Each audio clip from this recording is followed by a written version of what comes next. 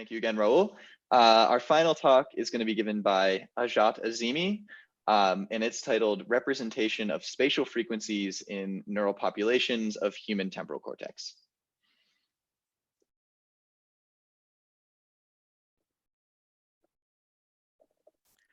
Okay. Hello, everyone. Thanks for accepting our invitation to this keynote. I'm Hojjat Azimi, a master's degree student in artificial intelligence at the University of Tehran. The title of my talk is Representation of Spatial Frequencies in Neural Populations of Human Temporal Cortex. Actually, this is the result of our latest work, which I'm going to talk about. Let me start my presentation with a little game. Here, all of you must probably see a little red dot in the center of your screen. I want you all to just look at it. Please just focus and look at it. Don't blink or anything. Okay, 1, 2. Please don't look anywhere else, just look at the red dot. 1, 2, 3. Okay, as you must have seen, for a short period of time, you must have seen a picture. But the question is, what did you see? Could you describe it? How was it? Was it animate or inanimate? Like the picture on the right. Was it more similar to the chair or to the dog or to the apple? The next question is, did it contain any human faces like the picture on the right? And finally, was it a blur photo or a sharp one? Maybe you can answer these questions or no. But we have these questions in our mind, whether our brains are our brains capable of answering these questions or not. To answer these questions, we designed an experiment. Our experiment contained 155 grayscale images, including 73 animate images and 82 inanimate images. We showed these images, actually you can see our stimuli set on the right side of the screen. We showed these images to one subject and recorded 6 signals. Our subject was actually a pharmacologically intractable epileptic patient who had 50 electrodes in his temporal cortex. We had selected 5 areas in the temporal cortex, including right hippocampus, right and left supplementary motor area, right pre-supplementary motor area, and the right anterior cingulate gyrus. We had 10 electrodes in each of those 10 areas. After that, we set our paradigm for our experiment, which was really close to the little game that we did together in the beginning of the presentation. Each trial started with 100 milliseconds of fixation. After that, we showed the stimulus for about 200 milliseconds to the subject. And after that, the subject had to choose whether he has seen a face or a non-face picture, following a 500 milliseconds of rest. Okay, after actually recording these signals, we wanted to see if our signals have any information about the questions we had in mind. We started by visualizing the signals in the form of ERPs. Here you can see the ERPs of the 3 categories of signals based on their spatial frequencies on the right side. Here we have plotted only the signals from right hippocampus. But let's have a closer view. Let's compare each categories. Actually, let's compare them in groups of 2. Here we can see that by comparing the categories 2 by 2, there are some points in each trial that there are significant differences between each of the 2 categories. This means somehow that maybe actually a different representation of these type of images in the brain. To discuss this more, we actually trained some classifiers. Here you can see the performance, the accuracy of our SVM classifier through time. We did the classification 2 times. Once for a face versus non-face classification that you see here. Here we have the whole population of neurons on the left side of the screen, and on the right side of the screen, we have trained our SVM by the use of only the right hippocampus.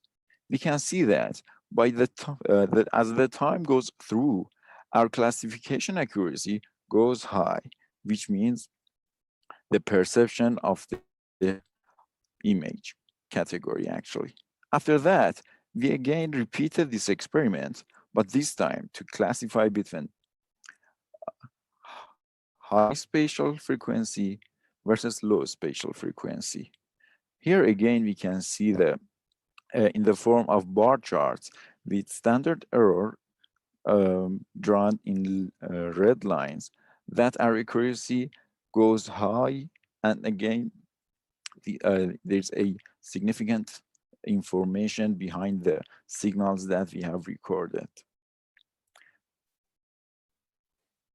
After that, we wanted to see how distinguishable our signals are from each other through time based on their categories. To do that, we did a separability index analysis.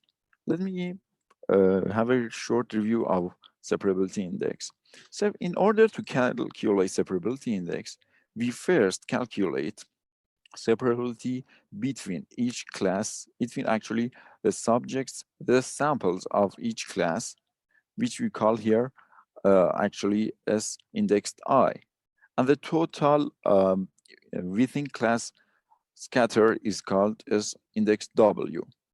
We then find the scatter of between the classes, which is called as index B.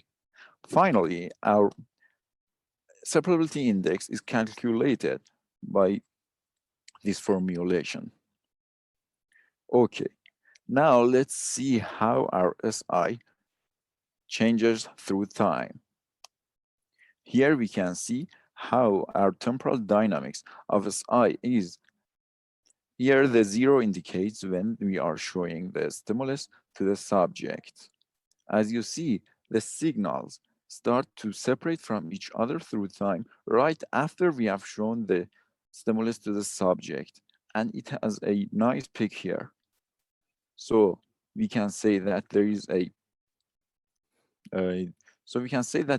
is almost information in the form of our signals.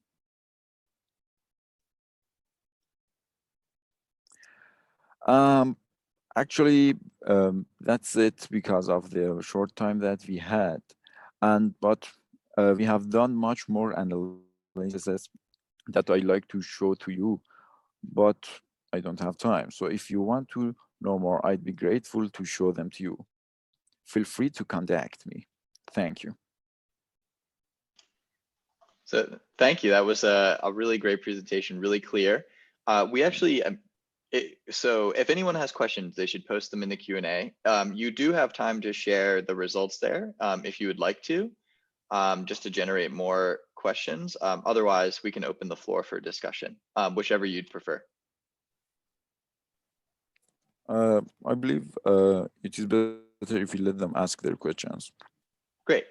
So if anyone, when anyone has questions or comments, please post them in the chat or the Q&A. I wanted to just get your thoughts on the spatial frequency representation in the hippocampus. That seems like quite an interesting finding. Do you mind going back to that result there? Sure. Which slide do you mean? It was keep going back. I believe this is it. This is spatial frequency in hippocampus, right? Can you go right? Can you go one more? Yeah, I think this is a better slide, right? Yeah, this one here. Okay.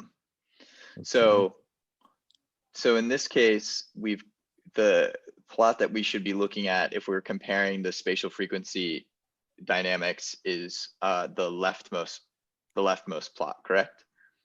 Yep.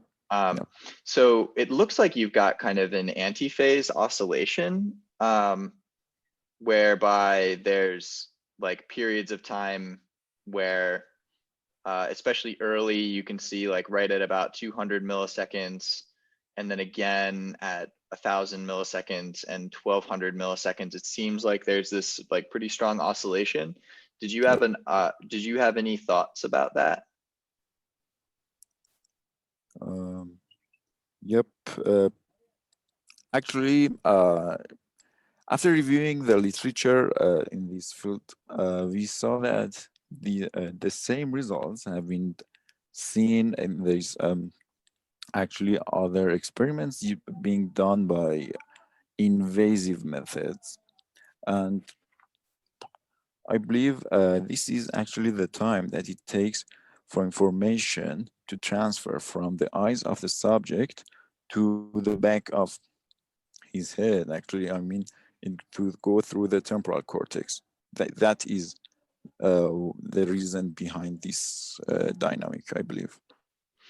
Right, but I guess that it's interesting that the phase of the oscillation they seem to be an anti-phase. I just didn't know if you had any thoughts on whether information might be coming from a different stream, like perhaps subcortical stream for low spatial frequency information, for example, because I think early signals about faces are propagated, at least to the amygdala, not necessarily the hippocampus, rapidly from a collicular input. I think there was a paper about that at some point.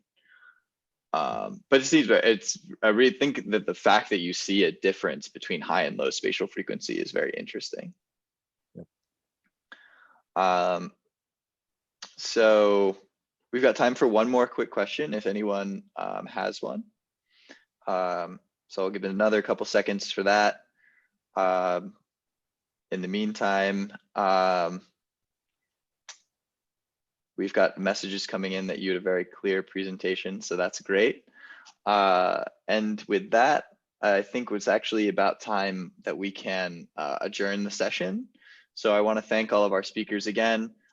These were all really great and interesting talks. I think it was really cool work. I'm glad that you had the opportunity to share it with us. Thanks to the audience for listening, and we hope you guys come to future Neuromatch sessions this afternoon. All right. Thank you. Have a nice day, everybody.